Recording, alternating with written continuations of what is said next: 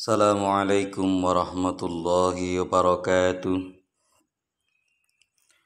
Bismillahirrahmanirrahim. Salatu wassalamu ala Rasulillah Sayyidina wa maulana Muhammadin ibn Abdullah wa ala alihi wa sahbihi wa mawalah.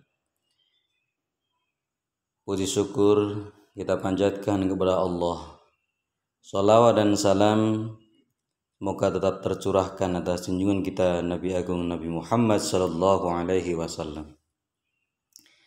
Anak-anakku yang berbahagia, pada kesempatan kali ini kita akan belajar sebuah materi dengan judul meraih kesuksesan dengan kompetisi dalam kebaikan dan etos kerja. Tujuannya adalah satu, kalian dapat menganalisis ayat Al-Quran yang berkaitan dengan kebaikan dan etos kerja. Yang kedua, membaca ayat Al-Quran dengan tartil, menghafal dengan fasih dan lancar ayat Al-Quran serta hadis tentang perintah untuk berkompetisi dalam kebaikan dan etos kerja. Yang ketiga, menyajikan konten dan paparan tentang perintah untuk berkompetisi dalam kebaikan dan etos kerja. Dan yang keempat, membiasakan sikap kompetitif dalam kebaikan dan etos kerja. Marilah kita bersama membaca ayat 48 surat Al-Maidah.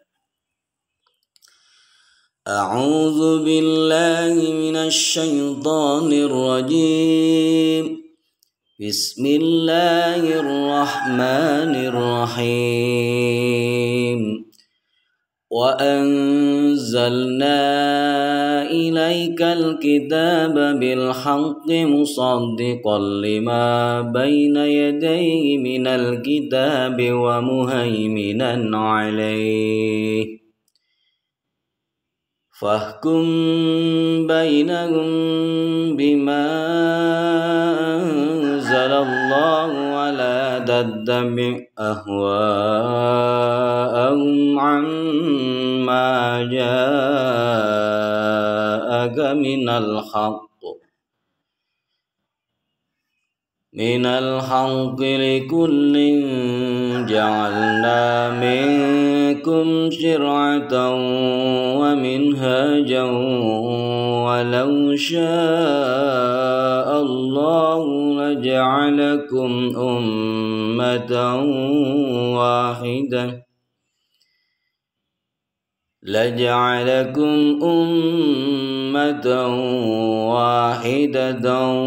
walakin liyabluwakum fima atakum fastabiqul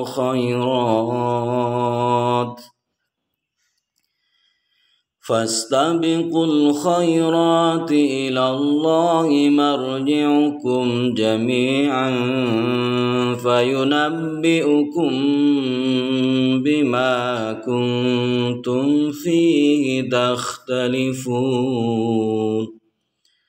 Sadaqallahul azim. Tadi adalah contoh bacaan yang saya berikan contoh bacaannya. Kemudian yang berikutnya adalah bisa kalian perhatikan kode-kode dari ayat yang sudah saya baca tadi. Ada F3, D1, A3, A1, F6, B3, E1, B1, F2, A5, A2, F5, F2, A2, G2, D1, E1, A5, F1, F1, F4. Kalian nanti bisa dicari di Al-Quran, cocokkan coba itu bacaannya apa saja. Kita lihat terjemahan dari surat Al-Maidah ayat 48. Wa anzalna ilaikal kitaba bil haqq, dan kami telah turunkan kepadamu Al-Qur'an dengan membawa kebenaran. Musaddiqal lima baina yadayhi minal kitab, membenarkan apa yang sebelumnya dari kitab-kitab terdahulu. Wa muhaiminan alaih, dan memelihara atasnya kitab-kitab sebelumnya. Fahkum bainahum bima anzalallah, maka putuskanlah urusan mereka dengan apa yang telah Allah turunkan kitab. Wala tattabi ahwa'ahum amma ja'aka minal haqq, dan janganlah kamu menuruti hawa nafsu mereka dengan meninggalkan kebenaran-kebenaran yang telah datang kepadamu. Likullin ja'alna minkum, untuk setiap umat di antaramu kami berikan syir'atan wa minhajan, aturan jalan yang terang. Walau sya'allahu la ja'alakum ummatan wahidah, sekiranya Allah menghendaki niscaya kamu dijadikan satu umat saja. Walakin liyabluwakum fima atakum, tetapi Allah hendak mengujimu atas apa yang telah diberikan kepadamu. Fastabiqul khairat, maka bersegeralah berbuat baik. Ilallahi marji'ukum jami'a, hanya kepada Allah kamu semua kembali. Fayunabbi'ukum bima kuntum fihi takhtalifun, dan Dia akan memberitahukan kepadamu atas apa-apa yang telah kamu perselisihkan. Untuk asbabun nuzul ini tidak ada hal yang melatar belakangi secara khusus, namun yang terpenting adalah umat Islam jangan sampai seperti umat-umat terdahulu, yaitu meninggalkan apa yang ada di dalam ajaran kitabnya. Padahal kebenaran kitab suci itu menjadi bukti dan kasih sayang Allah kepada umat manusia.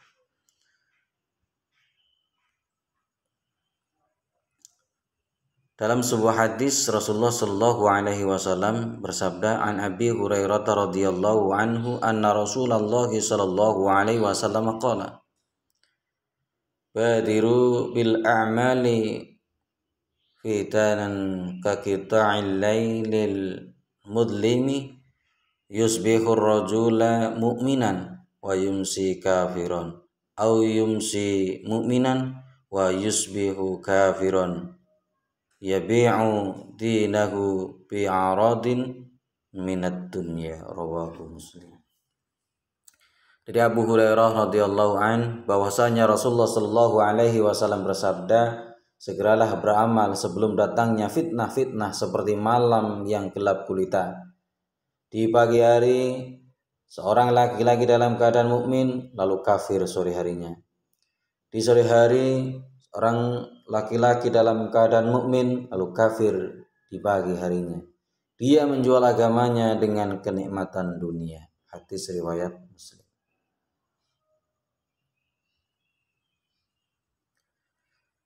Adapun isi kandungan yang terdapat di dalam surah Al-Maidah ayat 48 tentang kompetisi dalam kebaikan, di antaranya adalah: 1. Al-Quran berisi sesuatu yang benar atau hak, baik kandungan, cara turunnya, zat yang menurunkan dan mengantarkan maupun yang diturunkan kepadanya. Yang kedua, Al-Quran bukan hanya membenarkan kitab sebelumnya, tapi juga menjadi batu ujian atau tolak ukur kebenaran, saksi kebenaran dari kesalahan kitab-kitab sebelumnya. Sebab itu putuskan perkara sesuai dengan petunjuk Allah dan jangan sampai mengikuti hawa nafsu. Yang ketiga, setiap umat memiliki syariat tersendiri. Yang keempat, bagi setiap umat ada kiblatnya tersendiri. Dan yang kelima, melalui ayat ini umat Islam harus giat melakukan segala kebajikan seperti sholat, menuntut ilmu, peduli kepada sesama, menebarkan kedamaian, berprestasi, maksimal dalam bekerja, santun bertutur kata, dan selalu memberikan nasihat yang baik.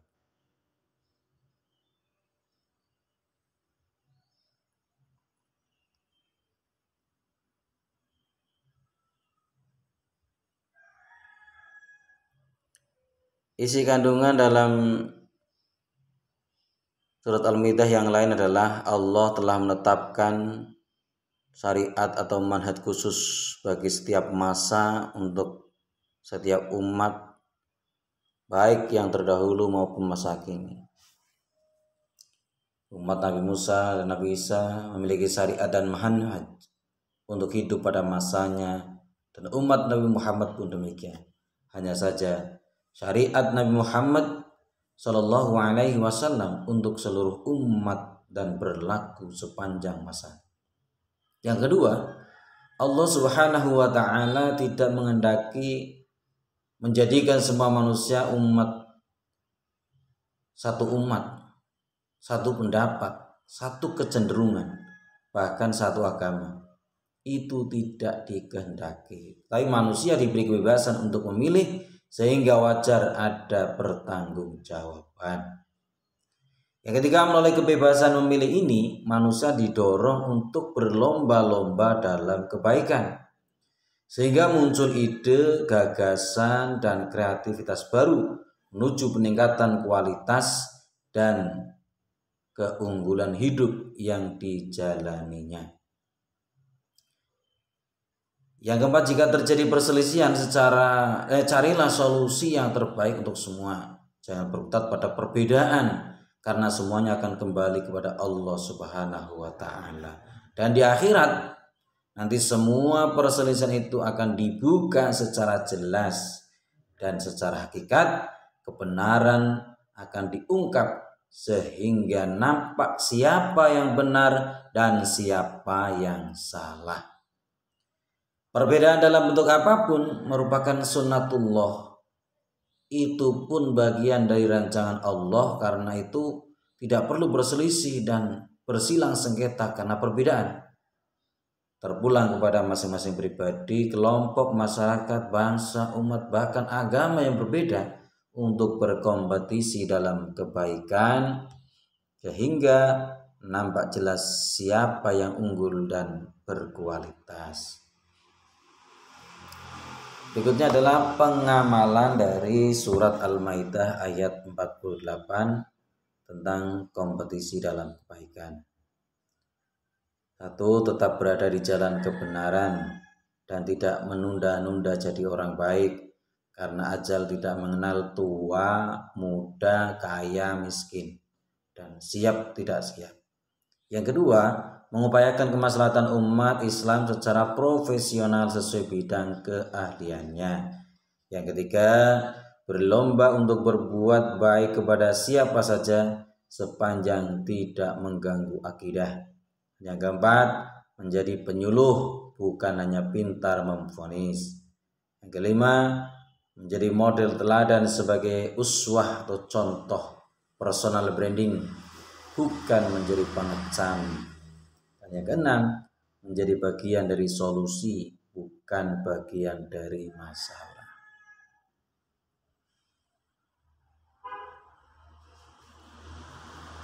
Berikutnya adalah surat At-Taubah ayat 105. Ini tentang etos kerja. A'udzu billahi minasyaitonir rajim. Bismillahirrahmanirrahim.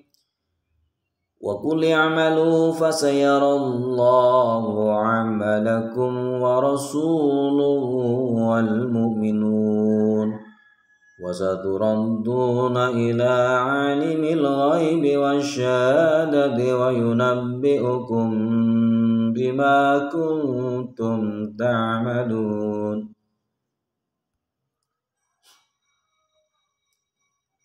Untuk bacaan tajwidnya seperti biasa nanti kalian coba cari sendiri ya.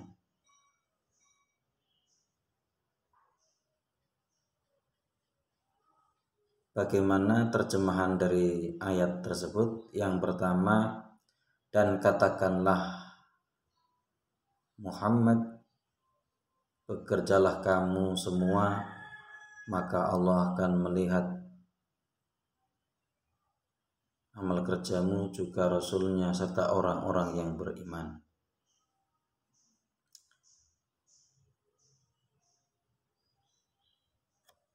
dan kamu akan dikembalikan kepada Allah yang Maha mengetahui baik yang gaib dan yang nyata, dan akan diberitahukannya kepadamu segala apa yang telah kamu lakukan.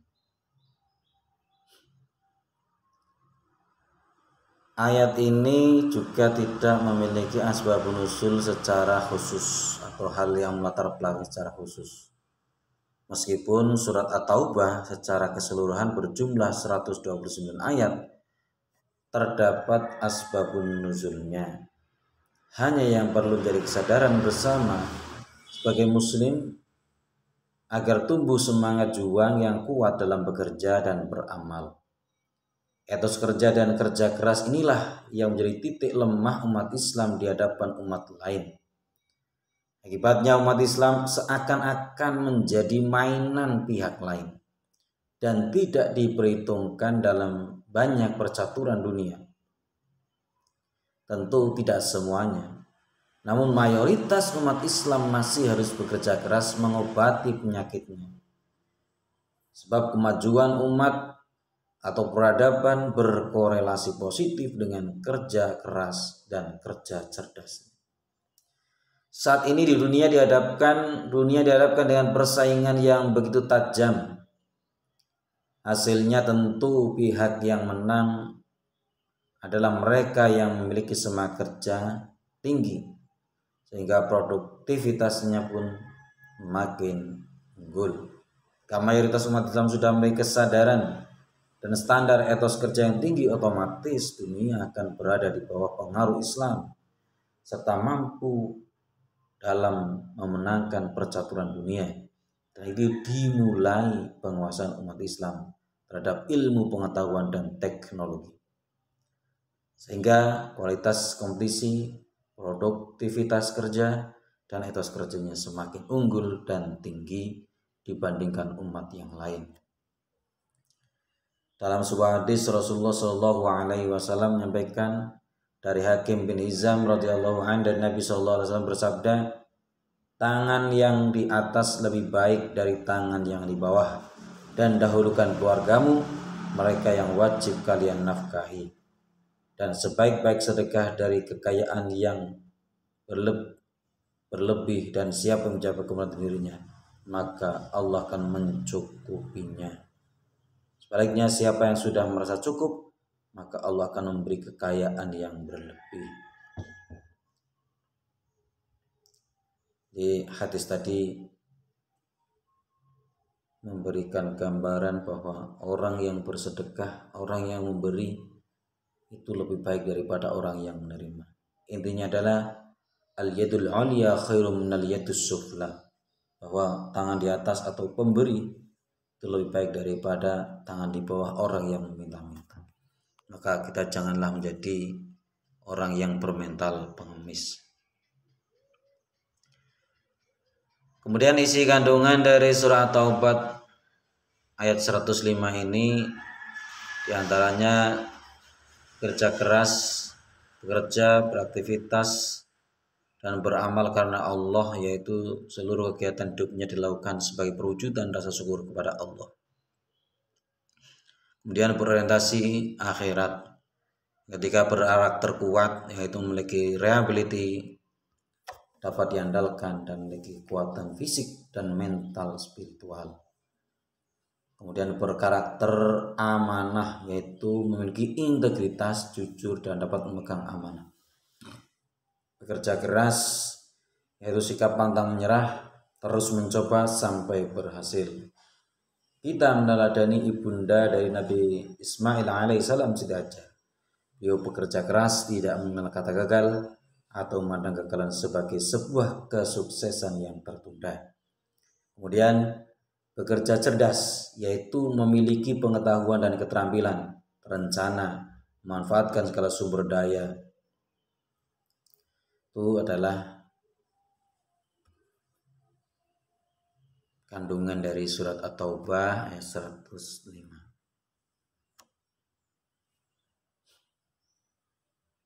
Hikmah dan manfaat dari etos kerja. 1. Menjaga kehormatan dirinya. Karena dengan bekerja keras, hidup akan menjadi mandiri dan bermartabat. Yang kedua, merupakan sarana untuk memenuhi kebutuhan hidup, baik yang bersifat pribadi maupun bagi keluarga. Yang ketiga, sarana beribadah kepada Allah Subhanahu wa Ta'ala, karena wujud pengabdian pada Allah Subhanahu wa Ta'ala adalah dengan bekerja keras. Yang ketiga, memperkuat karakter seorang, karena dengan bekerja keras muncul sifat tabah, sabar, dan tidak mudah putus asa bila menghadapi masalah atau problem.